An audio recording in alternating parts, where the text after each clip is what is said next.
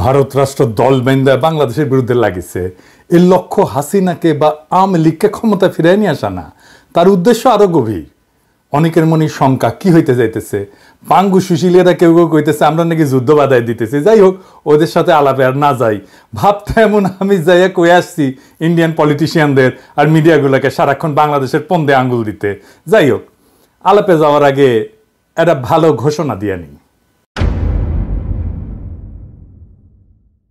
আগামী 20 December July August বিপ্লবের Leningrad যাত্রাবাড়িতে সামাজিক জিয়াফত অনুষ্ঠিত হবে। যাত্রাবাড়ির কথা মনে আছে? যাত্রাবাড়ি আমাদের প্রতিরোধ জ্বালায় রাখছিল, তারা কখনো পরাজিত হয় নাই। এবং ওই বীরদের আমরা ওই সামাজিক জিয়াফতের মাধ্যমে আমরা রিকগনাইজ করতে চাই, ওনাদের সাথে সেলিব্রেট করতে চাই রাজপথের যোদ্ধাদের নিয়ে। হ্যাঁ, 10টা গরু ফেলাবো, হিন্দু ভাইদের জন্য খাসির ব্যবস্থা থাকবে, বিপ্লবের র্যাপ সঙ্গীত হবে, কাওয়ালি হবে, আহত আর শহীদ পরিবার সবাই থাকবেন ওইখানে। যাত্রাবাড়ি অঞ্চলের সমস্ত মাদ্রাসার ছাত্র শিক্ষকেরা থাকবেন। আপনাদের ভূমিকাই ছিল মূল ওইখানে, আমরা এটা জানি। থাকবেন, দাওয়াত রাখলাম। চেষ্টা করব আহত আর শহীদ পরিবারগুলোকে আর্থিক সাহায্য করতে, যদি পর্যাপ্ত ফান্ড সংগ্রহ করতে পারি। 10টা গরু কলে প্রথম দিনই ম্যানেজ হয়ে গেছে আলহামদুলিল্লাহ, বাকিগুলো ম্যানেজ হয়ে যাবে ইনশাল্লাহ। তো এই সামাজিক জিয়াফতের কর্মসূচি চলমান থাকবে। এক এক অঞ্চলে, যে সমস্ত অঞ্চলে প্রতিরোধ হয়েছে আমরা যাব এই সামাজিক জিয়াফতের কর্মসূচি নিয়ে। যেই সব জায়গায় প্রবল প্রতিরোধ যুদ্ধ হয়েছে সেই সব জায়গায় অগ্রাধিকার থাকবে। মুক্ত হস্তে সামাজিক জিয়াফত সফল করার জন্য দান করেন, চান্দা রেডি করেন। কেমনে দেবেন জানাই দিতেছি। যারা রান্না করতে পারবেন, গোস্ত কাটাকুটি করতে পারবেন, জব দিতে পারবেন, আগে থেকেই যোগাযোগ করেন আমাদের টিমের সাথে। এখন কইবেন টিম কই? এই যে বাংলাদেশের জনগণ পেজ, এটা লাইক দিবেন। আর এই যে আবু মুস্তাফিজ শাপলু এডিটর সাহেব, শাপলুর প্রোফাইল থেকে দেখায় দেন পেজের পোস্টগুলা, তাহলে ওই যে ফেক পেজে যায়, ফেক প্রোফাইলে যায় আবার ল্যান্ড করবে না। যাই হোক, লাগে যোগাযোগ রাখবেন। এই সামাজিক জিয়াফতের মাঠের কমান্ডার হইতেছে আবু মুস্তাফিজ শাপলু। এইবার আসেন এই পশ্চিমবঙ্গের মিডিয়া নিয়ে। তার আগে আলাপ কইরা নিই যে এই যে পশ্চিমবঙ্গের মানুষ আসলে বাংলাদেশ সম্পর্কে কি ভাবে। আমরা এটা ভারতীয় পণ্য বয়কট আন্দোলনের সময় দেখেছিলাম, বাট একটু শুনেন এই সময়কার কথা শুনেন। সুরদা বল ভাই, বাংলাদেশ তোমার কেমন লাগে? বাংলাদেশ তো ভিখারি, তুই নিজেই দেখ। মা গো, বাবা গো, দুটো ভিক্ষে দিন। মায়েরা, ভাইরা, বোনেরা, দিদিরা দুটো ভিক্ষে দিয়ে যান। আচ্ছা, তাইলে এবার আমরা দেখি, তাই না, কেমন ভিখারিকে কে কাকে খাওয়ায়। এবার দেখি ওদের ব্যবসার অবস্থা কেমন। দেয়ালে পিঠ থেকে গেছে, কারণ প্রায় 3 মাস ধরে একই রকমের অবস্থা চলছে। মানে ডেভেলপ তো হচ্ছে না, মানে ডে বাই ডে আমরা পরিস্থিতির দিকে এমন মানে ব্যাক পজিশনে গেছি, বলতে গেলে আজকের বাজারে আজকের দিনে একেবারে দেয়ালে পিঠ থেকে গেছে। সবথেকে বেশি চাপার আমরা নিউ মার্কেট চত্বরে, আমরা যারা এই ট্যুরিস্ট ব্যবসার সাথে মানে বাংলাদেশের সাথে যাদের সম্পৃক্ততা আছে, আমরা খুব বেশি করে চাপা।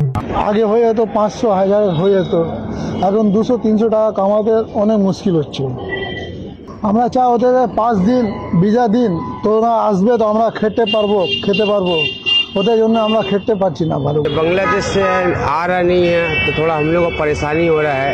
पर हम लोग कभी रिक्शा वाले लोग का थोड़ा हो जाता, दाल रोटी चलता ही वो लोग आता है, तो इस वजह से वो लोग नहीं आ रहा। तो अभी हम लोग को भी दाल रोटी তো অবস্থা তো খুবই খারাপ, ঠিক আছে। যেটা আগে চলছিল এই এরিয়াটা আপনি মনে করেন মার্কো স্ট্রিট, সদর স্ট্রিট, আর আপনার যে এরিয়াটা আছে এই সবাই বাংলাদেশি উপরে ডিপেন্ড করে। কিন্তু এখন আপনি দেখতে পাচ্ছেন এদিকে মানে হোটেলে দেখুন, তারপরে কাপড়ে যেটা দোকান আছে, খাবারের দোকান যেটা আছে, সবাই মানে একটু অবস্থা খারাপ আছে। এটা আপনার টোটালি মানে বাংলাদেশি উপরে ডিপেন্ড করছে, তাহলে একটু অবস্থা খারাপ আছে, এই জন্য বাংলাদেশি না আছে। ব্যবসা ক্ষতি হচ্ছে 70-80%, 70-80% ক্ষতি হচ্ছে গত 4 মাস থেকে। তখন থেকে এখানে সমস্যা, এখানে একদম কাজ নেই। প্রত্যেক দোকান, হোটেল, যে খাবার দাবার দোকান আছে, সব বরাবর ক্ষতি হয়ে গেছে। সমস্যা তো অনেক আছে। আমাদের যতগুলো রুম আছে 90% তো ইনভ্যালিড, মতলব ভেকেন্ট নেই, খালি আছে। 10% out of 100%, only 10% we are providing the business. আর এটা দেখেন কি অবস্থা, ওদের হোটেলগুলোর অবস্থা কি সেটা দেখেন। তো মানে মার্কেট স্ট্রিটের ব্যবসাও একদম বসে গেছে, ব্যবসা শেষ, পুরো শেষ। মার্কেট স্ট্রিটের যত ব্যবসা সব শেষ। হোটেল বলেন, ট্রাভেলস বলেন, এই রোডে চলার রাস্তা জায়গা পাওয়া যায় না। এখন দেখছেন পুরো ফাঁকা, মানে একটা লোক দেখা যাচ্ছে না। এর থেকে আরো বেলা হবে দেখবে, এখন তো একটা দুটো বাস আছে, কিছু বাস আছে, লোক আছে, তারপরে তো আরো কিছু দেখা যাবে না। সন্ধ্যাবেলা একবার এসে দেখেন মনে হচ্ছে একদম শুনশান, একদম মানে কবরস্থান হয়ে গেছে। বাংলাদেশ থেকে কত লোকজন আসছে তাও এখন? এখন মানে ধরে নিন 10%, মানে 10% যদি আসছে তো আসছে, তাও নাই। তাও যে মানে ভিসাগুলো বাজা আছে, মানে এই তো লাস্ট এই ডিসেম্বর মনে হচ্ছে সব শেষ হয়ে যাবে। ওই গিনা চুনা কিছু আছে। মানে এই পরিস্থিতি ঠিক না হলে আপনাদের খুব সমস্যা। সব খালি আমাদের নেই, আমাদের এই পুরো এরিয়া, পুরো মার্কেট, পুরো এরিয়া এখানে নিয়ে বড় টোটাল এর মধ্যেই চলে, টোটাल ব্যবসা শেষ। ना सभी का मतलब नुकसान है, यहाँ समझिए बिजनेसमैन का लेकर के डॉक्टर लोगों का भी जो है सभी का नुकसान है, क्योंकि यहाँ जब बांग्लादेशी लोग नहीं आएंगे तो ट्रीटमेंट के लिए मोस्टली लोग आते हैं यहाँ पे।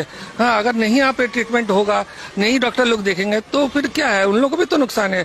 तो सबको सोचना है, समझना है इस चीज को लेकर के, समझे नहीं, बहुत जरूरी है सबको समझ करके चलना है, क्योंकि इससे जो है बहुत लोगों का अपना जिंदगी चल रहा है, सबका घर चल रहा है, समझे ना, यही सब बात है। পার্টি পলিটিক্স वाले को सबसे ज्यादा ये सब चीज के ऊपर ध्यान देना चाहिए। কি অবস্থা এখানে? এখন ব্যবসা অনেক অবস্থা খারাপ, বাংলাদেশে ইন্ডিয়ানে এই যে ঝামেলা সৃষ্টি, এদের মধ্যে নিজেদের মধ্যে যদি কিছু মেনে নিতে পারতো অনেক ভালো হয়, সবারই একটা সুবিধা হয়। সবাই তো লস হচ্ছে, দুপক্ষের সরকারই তো লস, এই পক্ষ সরকার লস, ওই পক্ষ সরকার লস। তো এগুলোর মধ্যে নিজেদের মধ্যে ফাইসলা করলে সব থেকে ভালো। আমরা চাই এটা বাংলাদেশে বলছি এবং ইন্ডিয়ান সবাইকে বলছি যে না, নিজের মধ্যে সব মেনে নিতে পারে, এইটুকুনি বলবো, আর কি বলবো। এমনিতে ব্যবসা পজিশন খারাপ, খুব সবাই খারাপ। যার ভিসা বাকি আছে তেই আসছে, যার ভিসা নেই ওরা ভিসা পাচ্ছে না। এর জন্য হোটেল এখানে ম্যাক্সিমাম বিজনেস বাংলাদেশি, 190% বিজনেস বাংলাদেশির জন্য চলছে। আমরা হোটেলগুলো আছে, রেস্টুরেন্ট আছে, ক্যাব আছে। ও না আসলে তো মার্কো স্ট্রিট ফাঁকা। মার্কো স্ট্রিট তো মোস্ট এক্সপেন্সিভ জায়গা। এই যে পুরো এরিয়ার মধ্যে হোটেল আছে, মেন রেস্টুরেন্ট আর হোটেল। তারপরে আমরা ক্যাব ড্রাইভার, ক্যাবের জন্য সমস্যা তো হবেই হবে। এই জন্য ব্যবসা চলছে না, ব্যবসা তো অটোমেটিকলি না আসলে কি করে চলবে। জয় বাংলা হয়ে গেছে ওদের ব্যবসা। আমি ভারতীয় পণ্য বয়কট আন্দোলনের টাইমে পশ্চিমবঙ্গবাসীদের সতর্ক করেছিলাম। দেখেন আমি পড়তেছি, পুরাটা না, শেষ অংশ আমি সময় লিখেছিলাম। এটা লিখেছিলাম তখন যখন আমাদের ভারতীয় পণ্য বয়কটের বিরুদ্ধে পশ্চিমবাংলার একাংশ কোমর বাইন্দা নামিছিল। আমি কইছিলাম যে বাংলাদেশের পশ্চিমবঙ্গকে দরকার নাই, পশ্চিমবঙ্গের বাংলাদেশকে দরকার আছে। একমাত্র বাংলাদেশ পারে আপনাদের অর্থনৈতিক দুরবস্থা দূর করতে, ভারতের দরিদ্র রাজ্যের তকমা দূর করতে। নিজের ভালো নাকি পাগলেও বোঝে, তো আপনারা বুঝতেছেন না কেন? আমি তখন কইছিলাম, আমি কয়ে রাখলাম, কারণ ভবিষ্যৎ দেখবে আমরা অন্তত জনগণের সাথে বিবাদে জড়ানোর বিষয়ে সতর্ক ছিলাম। আমি আবারও বলতেছি, আমাদের থামাইতে পারবেন না, কোনোভাবে চেষ্টা করে থামাইতে পারবেন না, দমাইতে পারবেন না, বৃথা চেষ্টা কইরেন না। আর ঘৃণার চাষাবাদ করতে চাইলে স্বাগতম, ওইটাও আমাদের চাইতে ভালো পারবেন না। চয়েস আপনার, বাইছা নেন। একটা সুস্থ স্বাভাবিক নাগরিকের সাথে নাগরিকের সম্পর্ক, নাকি চিরস্থায়ী ঘৃণা আর শত্রুতার সম্পর্ক। আমাদেরকে কি দৃষ্টিতে দেখে আপনি দেখেন, আমরা নাকি ভিখারি? বেটা, তোদের পার ক্যাপিটা আয় কোন জায়গায় জানিস তোরা? যাই হোক, ভারত শোনে নাই আমার সেই সতর্কবার্তা, এখনো এই কাম চালায় যাইতেছে। কিভাবে বাংলাদেশ থেকে যাওয়া মানুষজনকে ফুসলায়, উল্টাপাল্টা বুঝায়, বাংলাদেশের বিরুদ্ধে কথা বলাইতেছে। দেখেন, শুনেন। নড়াইল জেলায় থাকি, আমার নাম কুকুরানি বিশ্বাস। আমাদের পুজো অর্চনা করার কায়দা নেই, উলুধ্বনি দেওয়ার কায়দা নেই, শঙ্খ বাজানোর কায়দা নেই, ঢাক ঢোল বাজানোর সঙ্গে সঙ্গে আসিয়ে প্রতিবাদ বলে যে বন্ধ করো। এখানে এইরকম কোনো জিনিস ঘটেনি, এবং আমার এই গ্রামে মনে হয় 500 ঘর মুসলমান আছে, আর আমরা মাত্র 30 ঘর আছি। আমরা কোনো সময় কোনো সমস্যার মধ্যে নেই। আমরা কোনো অত্যাচারে খুব আমরা ভালো আছি, হিন্দু মুসলিম আমরা খুব নিজের ভাইয়ের মতো নাই আমরা বসত করতেছি। ভারতে যে যা বলেছে আমাদের বুড়ামারা গ্রামে এটা মোটে নাই। মা যে কথাটা বলছে আসলে এটা খুবই দুঃখজনক, এবং এটা ইন্ডিয়ার যে মিডিয়া ছিল আমার যা ধারণা ওদের একটা চক্রান্ত, ঠিক আছে, যে কারণে আজকে এই মা আছে শিকার হয়েছেন। আসলে আমি সমস্ত এই দেশবাসীর কাছে এবং জাতির কাছে আমি মার পক্ষ থেকে মার এই কথার আমি ক্ষমা প্রার্থী, ঠিক আছে। আসলে এটা খুবই মানে অন্যায়জনক একটা কথা, এটা কারোরই আসলে মেনে নেওয়ার কথা না। তারপর এটা আমার কাছে খুব খারাপ লাগছে, আমি এর জন্য দেশবাসীর কাছে ক্ষমা প্রার্থী। এগুলো আছে আমি যা বলতেছি এইগুলো তুমি এই জায়গায় বলবা সবাইকে। আমি বলছি না না আমি যেটা না পারি আমি সেটা তো বলতে পারবো না। তার কাছে কি না তোমার বলতে হবে। তারপরে আমাকে বলতেছে এই বালি এই কাজগুলো করো করে ব্যাগটা আমার কাছে কাছে দিয়ে বলতেছে যে ব্যাগটা কাকে নাও নিয়ে এরকম বলি দাঁড়াবো এই ব্যাগটা লুকাও এই পার্স আছে এই যে পার্স এই পার্সটা এই জায়গায় রাখো আর চারিপাশে পুলিশ টুলিশ রয়েছে তারপরে সাংবাদিকরা রয়েছে একদম আমার সামনে মুখের পরে দিয়ে সমস্ত মিছে কথা বানায় বানায় আমাকে বলতেছে এইগুলো তো বলতে হবে পাশে এইরকম পাশে সবাই এরকম পাশে রয়েছে এই পাশে রয়েছে এই পাশে রয়েছে আর ওই ভয় দেখাচ্ছে আর বলতেছে কি যে এই কথাগুলো বলো আমি কাছে কি না আমার যে সমস্ত যা কোনোদিন হয়নি তা আমি বলতে পারবো না তাই বলে বলতেছে কি না তুমি এই কথাগুলো বলো মাসিমা তুমি এই কথাগুলো বলো আমাকে বারবার এইগুলো বলতেছে। কিন্তু এখন বাংলাদেশে এক ঐতিহাসিক মুহূর্ত হাজির হয়েছে। এমনকি জগন্নাথ হল থেকে হিন্দু শিক্ষার্থীরা ভারতীয় আগ্রাসনের বিরুদ্ধে মিছিল করেছে। জুলাই আগস্ট বিপ্লব বাংলাদেশকে বদলে দিছে। এই পাটাতনের উপরে দাঁড়ায় আমরা ভবিষ্যতের বাংলাদেশ নির্মাণ করব। বাংলাদেশের হিন্দু মুসলমান বৌদ্ধ খ্রিস্টান এক প্রাণ হইয়া স্বাধীনতা সার্বভৌমত্ব রক্ষা করব। জগন্নাথ হলের হিন্দু শিক্ষার্থীদের আমার অভিনন্দন এবং শুভকামনা জানাই। আবার দেখেন বিজন কান্তি সরকার, উনি হচ্ছেন হিন্দু বৌদ্ধ খ্রিস্টান কল্যাণ ফ্রন্টের চেয়ারম্যান। উনি কি বলতেছে দেখেন ইন্ডিয়ার শয়তানি নিয়ে। কিন্তু আসলে ভারত কোনো সাহায্য করে না। আমরা মনে করি যে ভারত যদি এই মায়া কান্নাটা না করে তাহলে আমরা ভালো থাকবো। তাদের খুব ভালো লাগে না আওয়ামী লীগের পতনটা, বরং আওয়ামী লীগ হিন্দুদের মন্দির ভাঙে, মন্দিরে কোরআন শরীফ রাখে, গোলমাল লাগায় এই আশায় যে মানুষ মনে করবে জামাত বিএনপিরা এটা করতেছে। আমরা এই আবেদন বিশ্ব সম্প্রদায়ের কাছে অবশ্যই আমাদের আছে, কিন্তু আমাদের নেইবার তো ভারত এবং আমাদের ভারতের সাথে একটা সম্পর্ক আছে। কারণ আমাদের দেশের অনেক মুসলমান ভারত থেকে এসছে, অনেক হিন্দুদের আত্মীয় স্বজন ভারতে আছে। প্রতিনিয়তই ভারত বাংলাদেশের এই যে অবস্থাটা এটা আমরা ভুলতে পারি না। এবং হিন্দুরা মনে করে যে আমরা যদি অসুবিধায় পড়ি এই আওয়ামী লীগ এটা চালু করে যে ভারত আমাদের সাথে আছে, তোমরা যদি অসুবিধায় পড়ো ভারত তোমাদের সাহায্য করবে। তবে একটা বিষয় আমরা একটু স্বীকার করি, ভারতের মিডিয়াতে শুধুই বাংলাদেশ বিরোধিতা এটা সত্য না, সর্বাংশে সত্য না। আজকে আমরা ভারতের মিডিয়াতে একটা ভিন্ন বয়ান দেখব, শুনেন। গত 15 বছর ধরে শেখ হাসিনার সরকার এক স্বৈরতন্ত্রকে দেশের ওপরে চাপিয়ে দিয়েছিল। দেশের মানুষদের ভোটাধিকার ছিল না, দেশের প্রধান বিরোধী দলগুলোকে বাদ দিয়েই নির্বাচন হতো, আর সেই নির্বাচনে জিতে হাসিনা প্রধানমন্ত্রী হতেন। আচ্ছা, তখন ভারতবর্ষের কেউ কোনো রাষ্ট্রপ্রধান বাংলাদেশের দূতাবাসে ঢুকে হামলা করেছিলেন, দেশের গণতন্ত্র ফেরানোর কথা বলেছিলেন? আজ ইসকনের 2-1 সন্ন্যাসীদের গ্রেপ্তার নিয়ে যারা এত উদ্বেগ, এত প্রতিক্রিয়া দিচ্ছেন, আন্দোলন করছেন, রাগে ফেটে পড়ছেন, তারা একবারও একটা কথাও বলেছিলেন? যখন জামাতের প্রধান আমিরকে কোনো রকম আত্মপক্ষ সমর্থনের সুযোগ না দিয়েই জেলে পুরে দেওয়া হয়েছিল, তাও আবার সেই জেলে যার হদিশ কেউই জানতো না। এইরকম একটা অবস্থায় আমরা খুবই হতাশ হয়েছি যখন মমতা ব্যানার্জি বাংলাদেশে জাতিসংঘের শান্তি সেনা পাঠানোর দাবি করছে। এটা মমতার জন্য পলিটিক্যাল হারিকিরি হবে। আপনারা জানেন আমি মমতা ব্যানার্জিকে অত্যন্ত পছন্দ করতাম, কিন্তু মমতা জানেন কিনা জানি না, ওনার যেটা মুসলমান ভোট ব্যাংক যার জন্য উনি ক্ষমতায় আসতে পারছেন সেটা প্রো বাংলাদেশি। বাংলাদেশের সাথে পাঙ্গা নিতে গেলে তার মুসলমান ভোটাররা মুখ ফেরায় নেবে, ওর ভোটাররাই মুখ ফেরায় নেবে। এমনিতেই কলকাতা সুশীল শ্রেণীর ডাক্তার মেয়েটার ওই যে মৃত্যু নিয়ে সেটা আছে, আর বাংলাদেশ নির্ভর বিজনেসের যা অবস্থা তাতে শুধু মমতা না পুরা ভারত নাকে খত দিয়া বাংলাদেশের সাথে সম্পর্ক উন্নত করতে আগে আসবে। খালি ওয়েট করেন কয়েকদিন। তো এই শয়তানিটা কেন করতেছে ইন্ডিয়ান মিডিয়া আর পলিটিশিয়ানরা? আসেন এটা একটু বুঝে দেখি। ভারতের জন্য বাংলাদেশ ছিল একটা দুধের গাই, খালি দুয়াইতো দুধ দুয়াইতো আর খাইতো। ভারতের পত্রিকাতে আসিছিল যে বাংলাদেশ থেকে ইন্ডিয়া যে রেমিটেন্স পায় সেটা চতুর্থ। যে দেখেন ইউএই মানে ইউনাইটেড আরব আমিরাত সেটা 1 নাম্বার, আমেরিকা 2 নাম্বার, সৌদি আরব 3 নাম্বার আর বাংলাদেশ 4 নাম্বার। আপনি চিন্তা করতে পারেন একটা দরিদ্র ক্ষুদ্র প্রতিবেশীতে কি মজা। এটা তো শুধু চাকরি না, বাংলাদেশের সমস্ত ব্যবসা, আলু পেঁয়াজ বিদ্যুৎ আইটি সব জায়গায় আমরা খুঁজতে খুঁজতে দেখি কি যে নামে ফরাসি কোম্পানি কাজ করতেছে ইন্ডিয়ান কোম্পানি। যে আমাদের ন্যাশনাল আইডি আছে না, এটা প্রিন্টিং, এইটা আবার 3 কোটি আইডির কার্ডের প্রিন্টিং এর কাজ হবে। এইটা খুঁজে খুঁজে দেখলাম এটা ফ্রান্সের সেলফ কোম্পানি এই কাজটা করে আর কি। সেলফ কোম্পানি ফরাসি কোম্পানি, আমরা খুঁজে দেখলাম না, কোম্পানি ফরাসি ঠিকই আছে, কিন্তু কামটা করে সব ইন্ডিয়ান, বুঝেছেন? সামনে ফ্রেঞ্চ কোম্পানি, পিছে ইন্ডিয়া।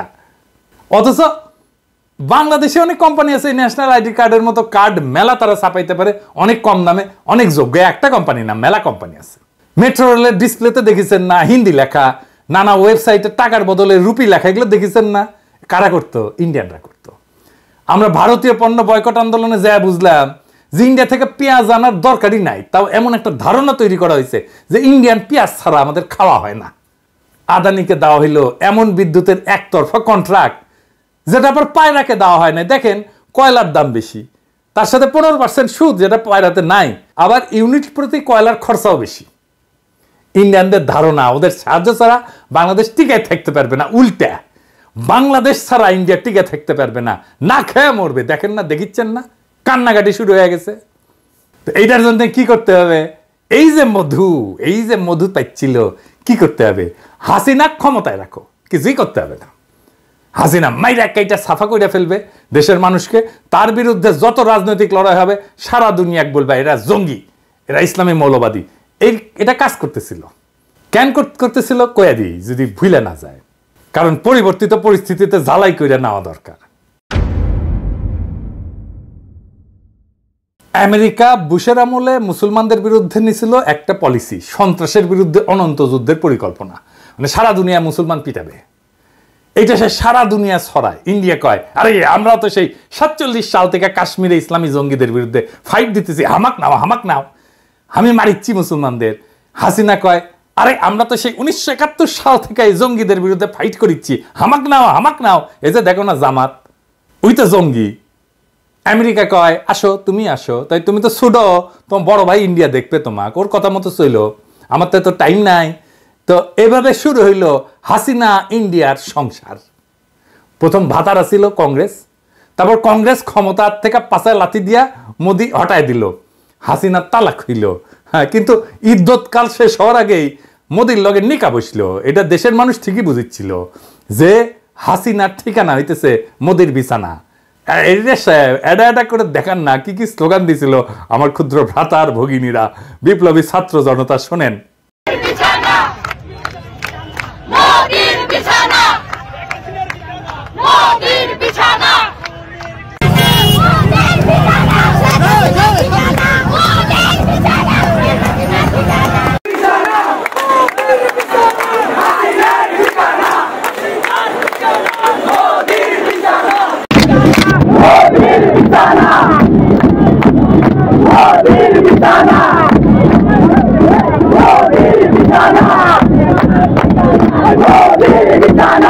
এই যে বাংলাদেশকে লুইটে নেওয়ার সুযোগ, হাসিনার পতনে হাতছাড়া হয়ে যাওয়ার সম্ভাবনায় তারা উন্মাদ হয়ে গেছে। আমি কিন্তু কইতেছি সম্ভাবনা, এখনো হাতছাড়া হয়নি।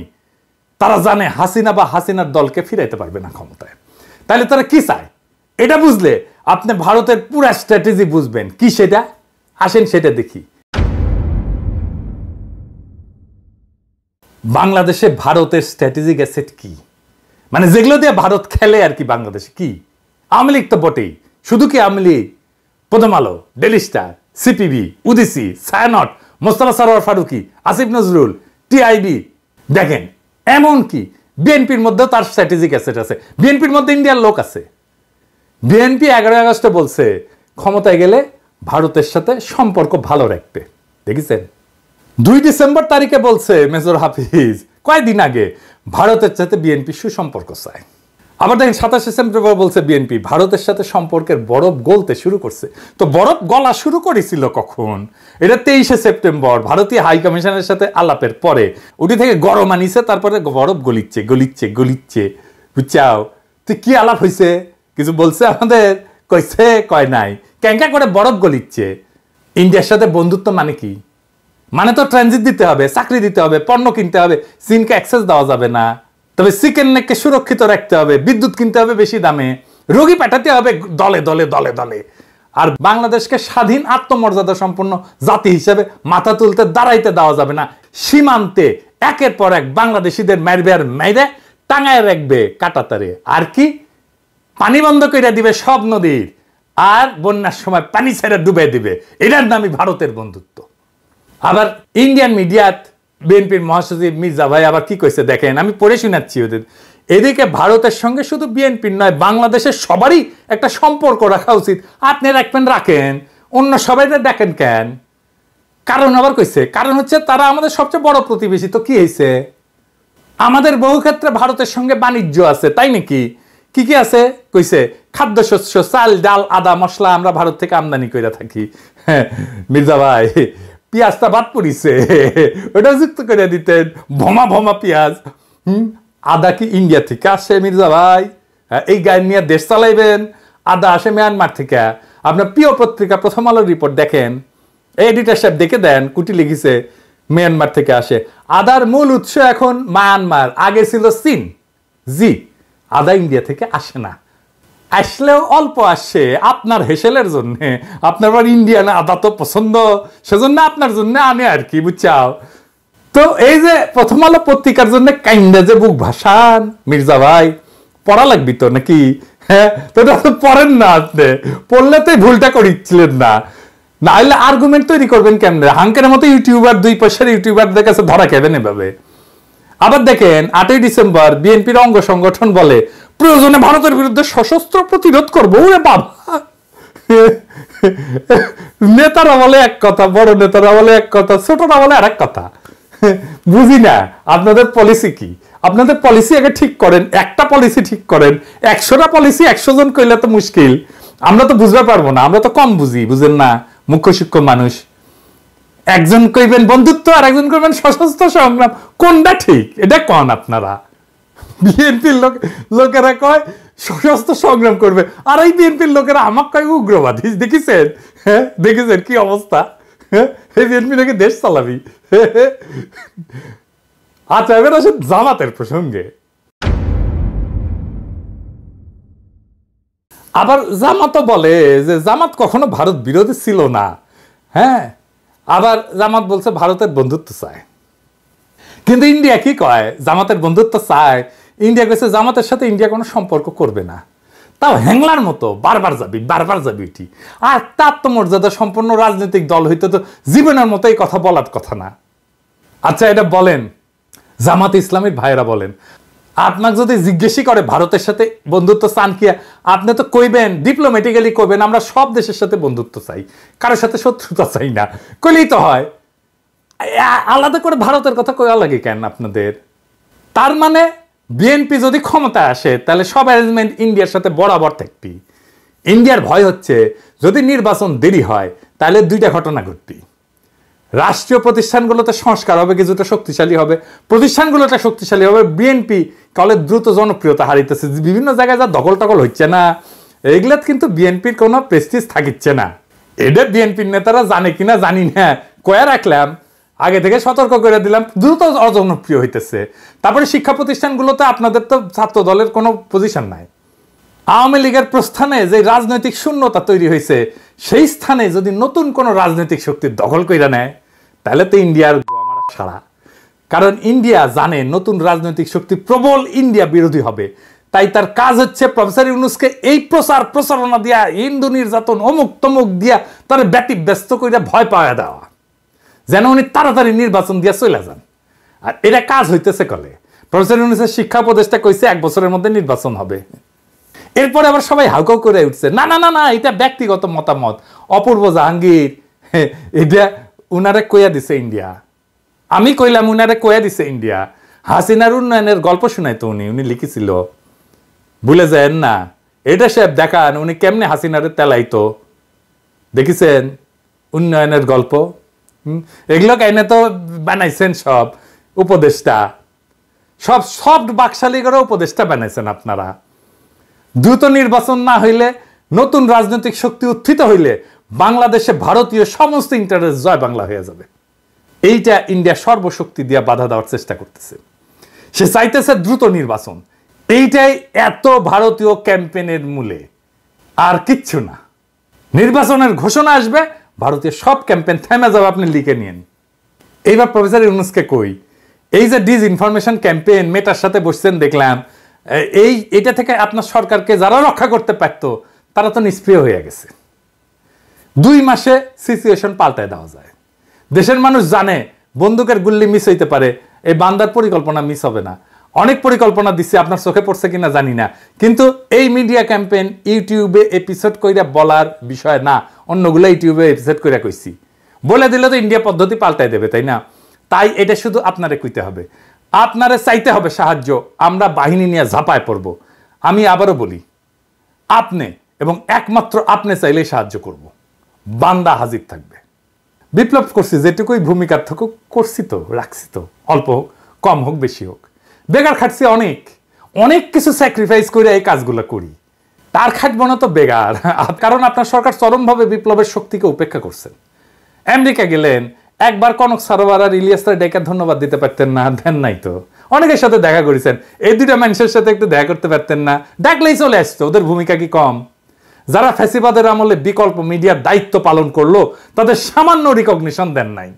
উল্টা ফারুকের মতো মালরে উপদেষ্টা বানাইছেন, শফিকের মতো মুজিব প্রেমিকের বানাইছেন পেশ সচিব। বাংলাদেশের বিরুদ্ধে ভারতীয় ক্যাম্পেইনকে নিউট্রালাইজ করার দায়িত্ব কার? আপনার পেশ সচিবের। তো ওই কি দায়িত্ব পালন করতে পারছে? পারে নাই। পারবে কেমন করে? তো জানেই না কেমনে কাজ করতে হয়।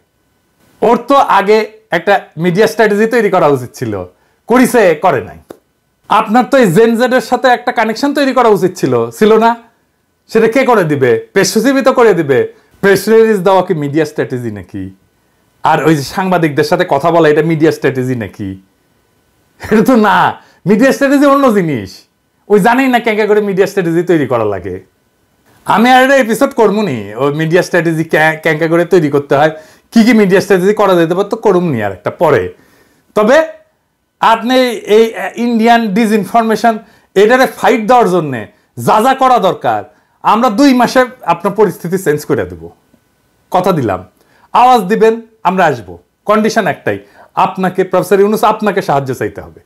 সাহায্য না নিলে অসুবিধা নাই, জাতি জানলো আমরা তৈরি ছিলাম। নিজের কাছেও পরিষ্কার থাকবো, আমরা আমাদের কর্তব্য বিস্তৃত হই নাই।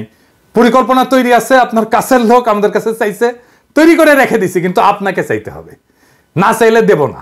আপনি না চাইলে ওই পরিকল্পনা কাগজেই থাকবে, ওটা বাস্তবায়িত হবে না। আপনি চান, পরিকল্পনা বাস্তবায়িত হবে।